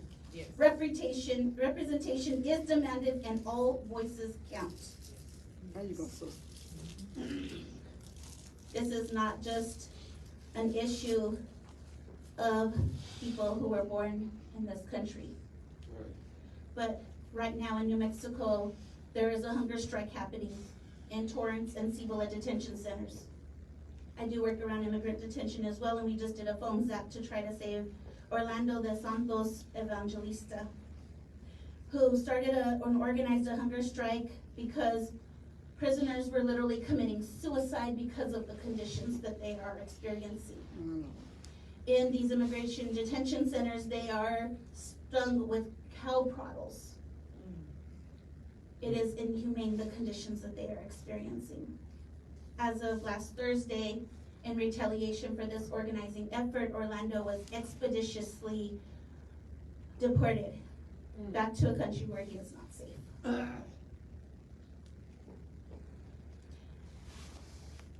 This stuff is by design, y'all. That's right. I also want to lift up the interpersonal violence that we see in our communities. Lifting up all the names of all of our young people who have been killed. Devin and I continue to have this conversation. This stuff is not normal to our communities. This is not normal to our people. It is horrific that a young person's mortality rate can be defined by their zip code that they are born in. And regardless of them going out and finding wealth or fame, they still are subjected to this same mortality rate. It is by design. From the history on this continent of enslavement and genocide, to Jim Crow law, to non-unanimous juries, and the mass colonization over generations that has created the mass enslavement of our minds. You see, we're enslaved here in our people, where our youth see these modern day plantations as a rite of passage. I talk to so many youth who think that They have to go to Angola. They're gonna go there. But we have answers because we stand on the shoulders of our ancestors and the generations of revolutionaries before us who showed us the way. From Justice Ubuntu, from healing circles to sweat lodges, to mutual aid, to cop watch, to restorative and transformative justice, we have answers. And we are a mighty people and we can accomplish this. And we cannot just cut, I'm sorry. Take your time. Take your time. I want to talk about my indigenous tradition because what we know is that the earth gives us everything that we need to survive and that these conditions are not natural. And we know that when we free the land, we free the people. And we have to dismantle these imaginary borders, and we have to build that solidarity across the world. It is imperative for our survival. I also want to lift up that somebody talked about how we didn't choose to be here, to do this, to be on the front lines, to be shot, to be political prisoners. We did not choose to lose our loved ones. For this revolutionary spirit, it chooses you. Everybody in this room holds on to that, and that is what unites us. And that is why we are powerful. And they cannot ever take that away from us. And that is why we are not afraid. So you right.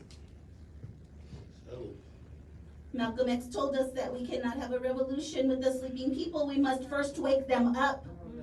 And that is what you all are doing here today. And I am so honored to be in this room with you. We continue to exist in our courage and to lead with the profound love of our people. Because we know that nobody's free until everybody is free. Free them all. Free them all. Free them all. Right on. Free them all.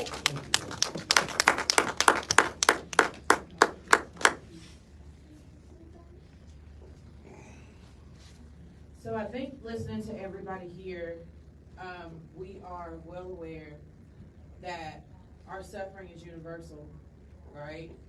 No matter where we are in this country, everybody's story is the same. It's just different faces, different places, but it's all the same, you guys. It's all the same. And the thing about what we're doing here, and the reason why Harriet was able to free the people, while the civil rights movement was able to move forward, is because people unified as one body. I can't express enough how we have to put our resources together. And if it means we have to, like today, we're going to go down to Mississippi. We came here to Alabama. We're going to need y'all in Ohio. Indeed. Shameless plug, I have to say this really fast. Right now, Senate Bill 288, you know what that says? We have an omnibus bill, 1,785 pages that just dropped this year. Senate Bill 288 says that anyone holding correctional officer title will be able to become a peace officer. And with that peace officer status, they will be able to carry firearms in our facilities. Right now, the only people that are able to carry firearms if you're transporting or if you're in a gun tower. But if you hold that correctional officer status, which this is already passed in our House through lame duck season last year, and we didn't even know it. It's on the Senate floor right now. People follow Ohio for whatever reason they do. If it happens in Ohio, it's going to happen in Alabama, it's going to happen in California, it's going to happen in New Mexico. It's only going to take one. One, y'all. That's dangerous. It's dangerous for all of us. They're already killing us in the street. They're killing us in the prisons. But what happens when they start gunning us down in a very controlled environment where they're already getting away with stomping our heads in, poison us in our food? Modern day lynching. Modern day lynching. We have to come together as a people, black, white, brown, or whatever. This is a revolution that is being birthed in this room. It is a revolution that is being birthed in this generation. This feels different, and I've been saying that for the last couple of months. It feels different. It feels right. The window of opportunity is open right now, and we cannot miss this. Indeed. Because if we lay down and we don't move and operate in this time frame, we're going to miss it. Do we have another 150, 400 years to wait? No, ma'am. We don't. We don't. We don't have another life to lose. We don't. So I'm going to bring up this sister. I'm going to give her a chance to speak. And then we are going to close out with a video. But I just want to leave you all with one thing. I want you all to walk away from today's experience and not let it be another experience. Walk away from today feeling like you want to do more. Even if you're tired, even if you're frustrated, even if you feel like nothing's changing. Obviously it is, because y'all done brought me up here from Ohio twice in the last 3 weeks. Walk away from this experience wanting to do more. Get contacts of everybody in this room. Even if you have to call and ask, have you ate today? Because that substance, what are you doing to sustain your mental, your physical? That is needed in this fight, you guys. They put their resources together to dehumanize our people. They put their resources together to break down our communities. We have to put our resources together to fight this fight. And that's the only way it's going to happen if we do it together. Period. You let down your egos. It ain't about an organization. It's not about who's doing more, who's done it for so long. Listen, it's about saving lives and saving humanity. Period. Saving humanity. Period. That's it. 12 young boys in DYS in Ohio overthrew the facility. They were being raped, they were being beaten, and they couldn't take it no more. We're calling it the DYS 12. Look it up. You know, right now they got $500,000 bonds on each one of them's head. Bounties. Because of trauma and harm that was done to them. We cannot stand by and let this happen anymore. First it was our men, then it was our women, now it's our babies. How much more are we going to sit back and allow to continue to happen? Because people only do what you allow. And until we come to a unified front, we're going to continue to allow it. I don't want to say no more names. I want to see these babies go to college. I want to see these babies become doctors and lawyers and do things that they don't think that is within their reach, because it is. I want to change the narrative for our sons and our daughters. I don't want to have the talk with my son and my daughter every time they go out to drive. I don't want to feel that in my gut. That's right. If they can't walk out that door, and I don't know if they're going to come back because of the way they look, because their skin is a little bit more melanated than the next one. If we live in the land of the free, we're going to take it back because it was ours to begin with. Let's be real. So I'm gonna bring up this sister because I can keep going, because I like this the spirit in this room and just being in this place it's beyond surreal. It's beyond surreal, and the energy, absorb it, y'all, and take it back, build it, come back together. We gotta just continue to be resilient in this fight. Be resilient and bounce back. You know, don't let this be the end that we support Alabama or any other place. Let's build this thing together. Where'd she come from? Right on. Right on. Everybody, I'm not much of a talker. I'm nobody say that we can last, but I just wanted to come and stand in solidarity with you guys.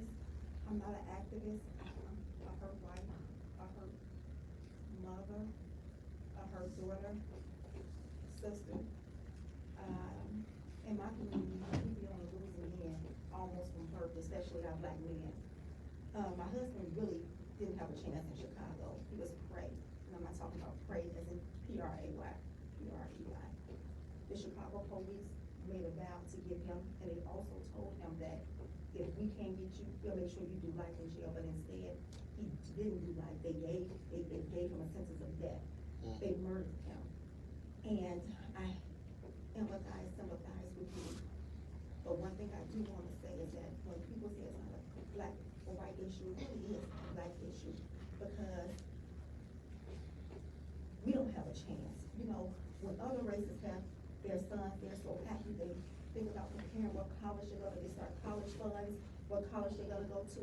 But in my community, when I looked at my grandson, when I looked at my son, I was so happy, because, you know, a son for a mother is like everything, you know?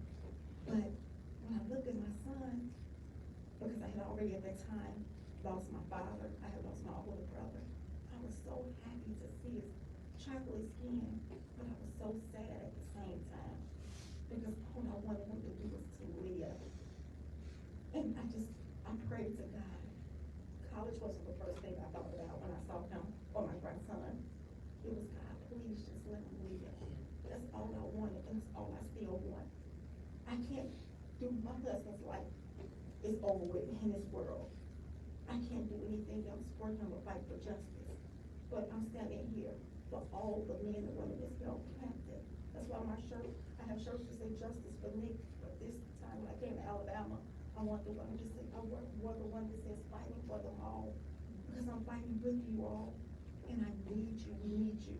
And as my beautiful sister said, this is not by design, you all. It's not that they're dying in Illinois, they're dying in Alabama, they're dying in California, Louisiana. The elected officials don't care, it's slavery. And something that you said touched me and made the realization that what me and these beautiful people was just talking about this morning, I just realized that my husband was really a slave. Because guess what? When he died, my signature alone didn't mean nothing. It didn't move him to the morgue. I had to wait for Cook County Sheriff Tom Dart to sign him away. And I just realized today, listening to you, that's who owned my husband. I didn't, because I signed immediately. So, guys, we need you. Please don't let this be a one-time thing, because we can prove and show that this is happening in every state. So that shows that it's not coincidental. We have to do something, or else it's gonna be so many more your sons, so many more my husbands. And guess what? Not only, like my queen said, not only behind the walls, they're gonna organize. They're gonna organize out here with the police. Qualified immunity is the biggest demon in the world to me. Because it arrogantly gives them to say, go ahead, kill him, he'll be okay. And the last thing I wanna say is, let me tell you what I'm guilty of. When I sit here and I see Mr. Blake, I see Brianna's aunt, I see you, Mr. Rice, and I have been in several protests with you guys. I see Chairman. Let me tell you what I'm guilty of. It took for something to happen to me for me to get up and stand. I watched on the news with my mother, Rodney King getting beat. And guess what? I knew it was wrong. And I said, oh, that is horrible, Mama. Do you see it? But had I did something, maybe it wouldn't have been a Breonna Taylor or a George Floyd. It might not have. So please, like I tell everybody, please help us spread the word. Please, because see, I can't do anything to save my husband, but I want my 7-year-old grandson to live. He deserves that. He deserves that right. And the children, they raised knowing that the police is not right. It's the last thing I'm gonna say, because I taught, and we had, in my day, the police used to come to the daycare center to your classroom and give you these wonderful little badges. And we used to be so excited. The police came into the daycare center that I was working at. I promise you, they all ran to me and they were crying. They were scared. They know. So if the babies know, if it's coming through the mouths of babes, guys, it's evident. The police don't care. The system don't care. They're killing us and they don't care. So please, I need you. I'm standing with Alabama. I'm standing with every state, because what happened to me, I don't want to see it happen to another family. Thank you so much. Awesome. Right on. Can we do one more thing really quick before we end this? If we could go around the room and somebody could say one name, and then we all say their name. So I wanna say a name. I wanna say Keith Lamar. Keith Lamar is facing execution next November in Ohio. And there is a huge campaign to stop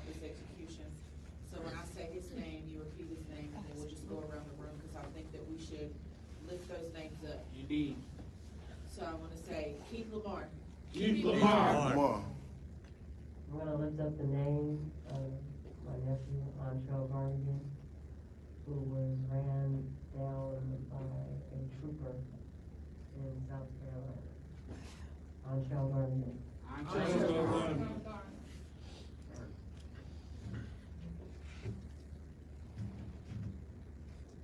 I want to lift up the name of my husband who's been incarcerated in Alabama for 17 years at the age of 17. He has been in the hellhole living since he was a child. You know, statistics prove that a man does not develop fully 25. until the age of 25. Right.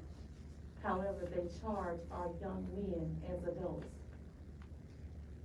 So they're able to Not get be a copy. men in the eyes of the law, but if it's anything else that they're trying to achieve, they don't consider them as fully grown men. So I want to lift my husband up, knowing that he will succeed, he will survive, and he will be somebody. His name is Cordarius Caldwell. Cordarius Caldwell. I want to lift the name of Jaquise Lewis, who is New Mexico's Trayvon Martin, who was murdered by a white vigilante who was working as a federal CI at the time at Albuquerque Skate Park in 2016. Jaquise Lewis was 5 feet tall and 100 pounds when he was shot in the back and murdered at the skate park. Jaquise Lewis. Jaquise Lewis.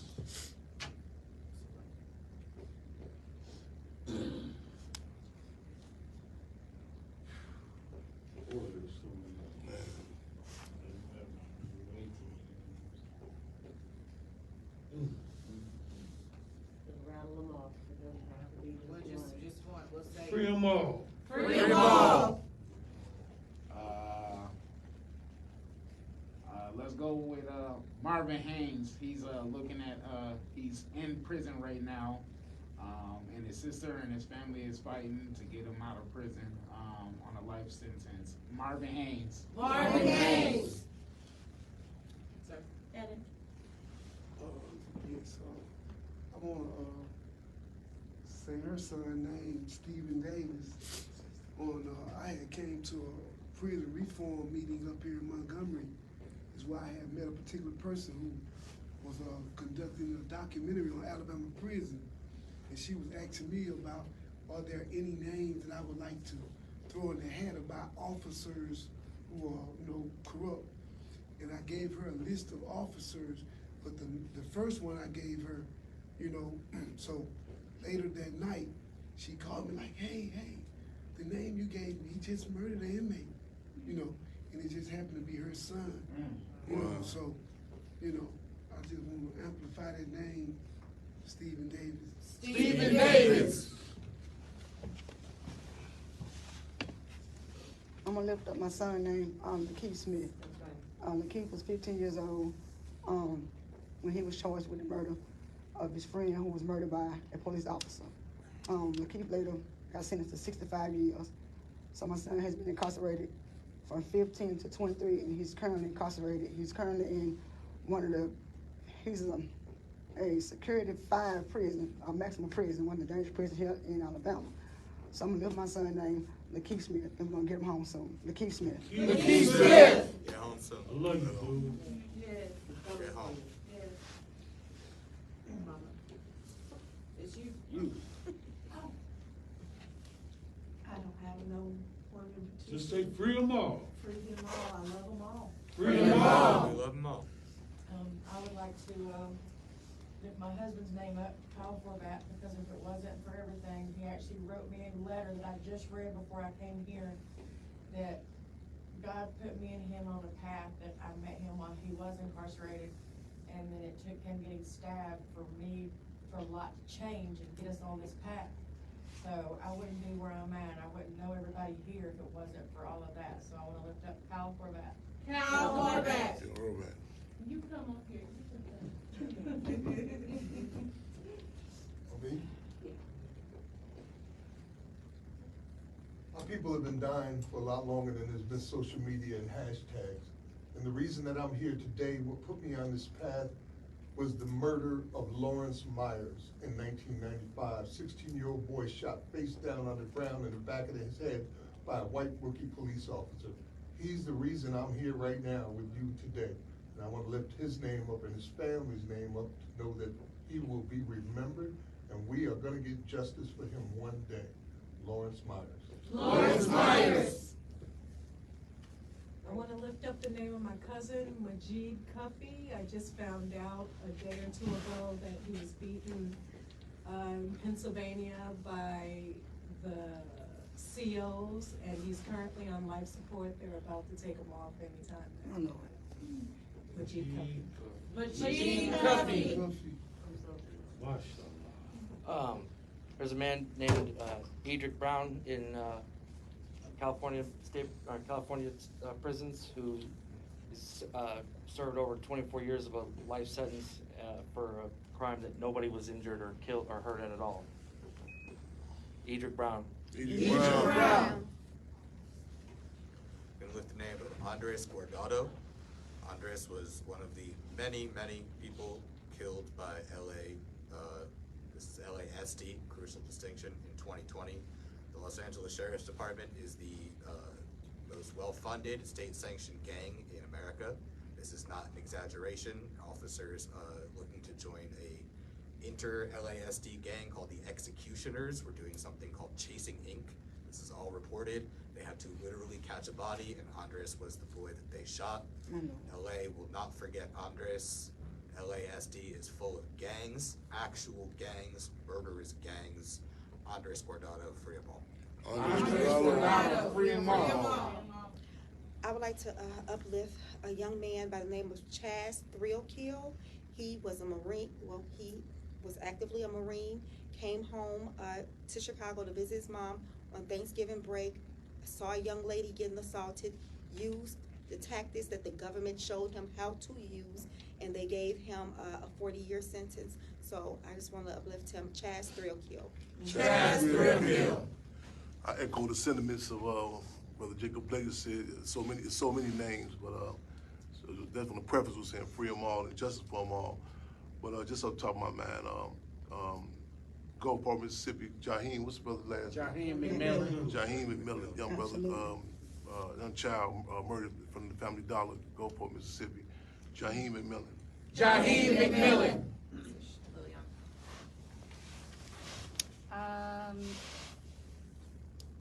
Sorry, I came in late. I want to uplift Adam Toledo out in Chicago, who was shot and killed 13-year-old. Absolutely. Adam Toledo. Great. Oh, of course, I want to uplift my niece Breonna Taylor first and foremost. Absolutely. But I also want to lift Xavier, the Hills family. That that's mother's right. been out there going hard by herself with no support. She finally got a court date for her son.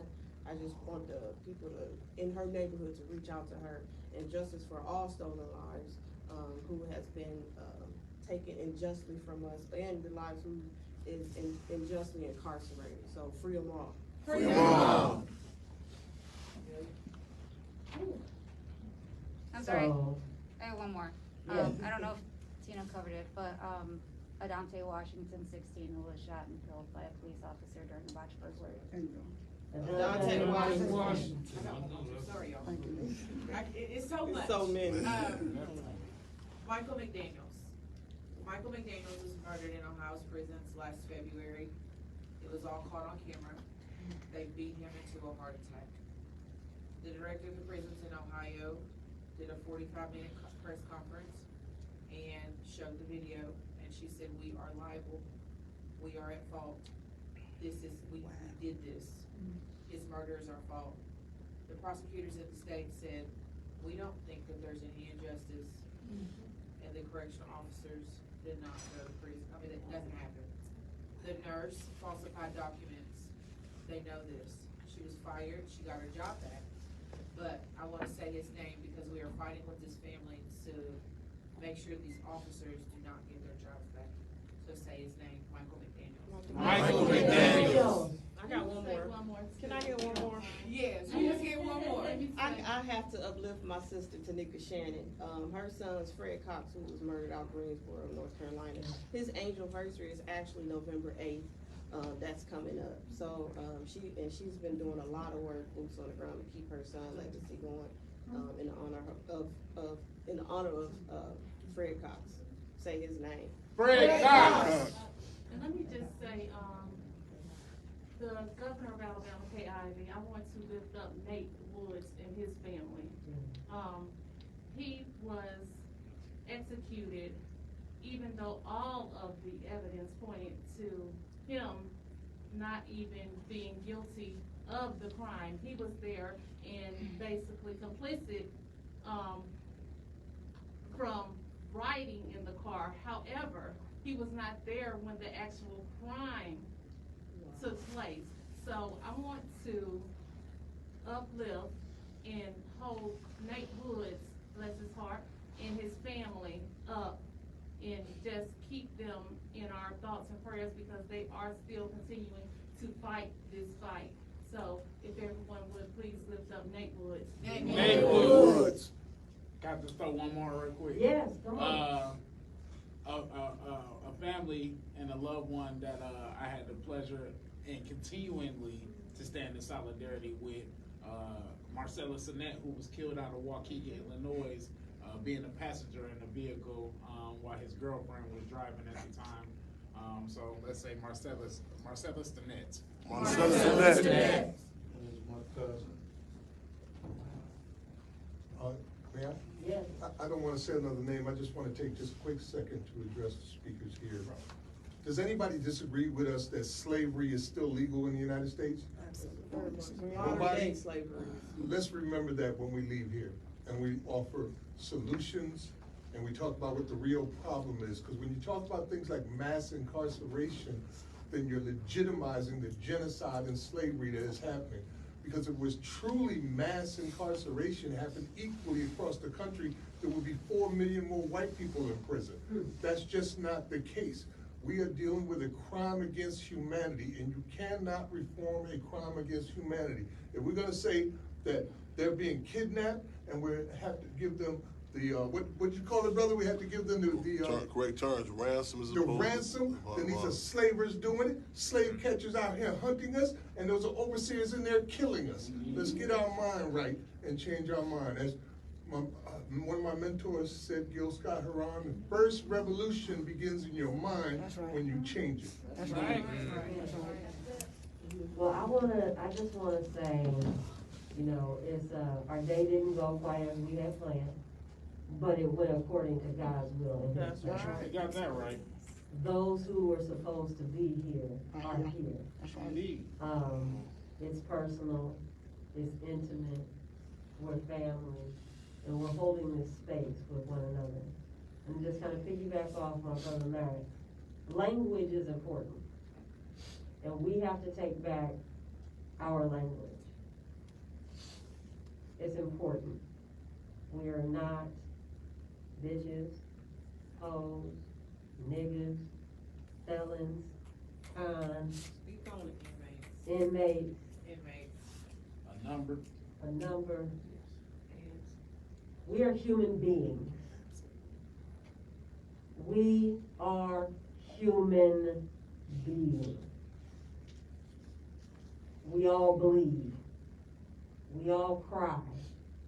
We all love someone. We are humans first and foremost. We have to undo what has been done to us, so that when I see you, when you see me, when we see one another, we see ourselves. We see our collective shared humanity. You are my brother, you are my sister. You are my brother, you are my brother, you are my sister, you are my sister, you are my brother. We are kings and queens. We are kings and queens, and we should always conduct ourselves as such. So with that, we're gonna close out the day before we get ready to go to Mississippi and stand in the gap again until we can dismantle this thing. But we're gonna close out with a film, very short, but I want you to be prepared because history is alive. We are our ancestors' answered prayers. Don't forget that. When you walk out of this building, you take all the collective energy and power that was stored up here today, and you remind yourself that I am my brother and my sister's keeper. Amen. That we must keep one another through hell and high water. I love you all. Ready for it? Okay, so please feel free, grab a seat. While he's doing that, Devon, let me say this. Devon came down and it was unexpected. He's formerly incarcerated, so he has been through the hell in the Alabama Department of Corrections. Firsthand, he can tell us what's going on. And I just thank him because every time he's called, he shows up. Right on.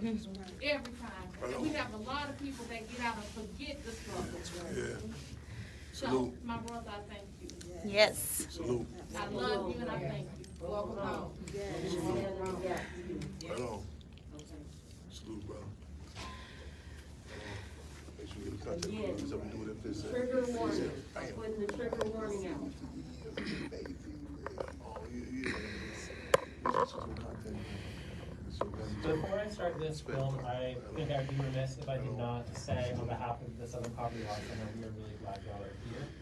We hear you, we see you, we stand with you, and the work that we are doing is directly aligned with your organizations. I want to just read real quick our 4 impact goals. All of the work that we do here at the Southern Poverty Law Center focuses on these 4 impact goals. 1, eradicating poverty. 2, decriminalizing and decarcerating Black and brown people. 3, protecting voting rights and civic engagement. And 4, dismantling white nationalism and protecting democracy. If we can't do this, then our system is broken. These are what is wrong. And we at the Southern Poverty Law Center are working as hard as we can. We have policy members working with legislators. We just started a 501c4 to start doing lobbying. We have attorneys working around the clock to help people that are incarcerated to at least have better lives within the system. If we can't eradicate the prison system, then we will one day. It will come. So thank you all so much for being here. I'm gonna start this video for you. It's about 15 minutes, and then I know, 1, y'all are hungry, and 2, y'all need to go on to Gulfport to do more important work, and I don't want to hold you back from doing that. So I'll start this video, and then from here, if you all choose to walk around our museum and look at our exhibits, please do. If y'all wanna get on the road or go get some food, I'm not gonna hold that against you. So thank y'all so much. As a brief reminder, there is no videography or photography allowed while this video is going. So I'm gonna ask y'all to turn your cameras off. That would be greatly appreciated. Okay. Thank you. Thank you all, community who joined the press conference today. We're so grateful to you all for tuning in, listening, and learning.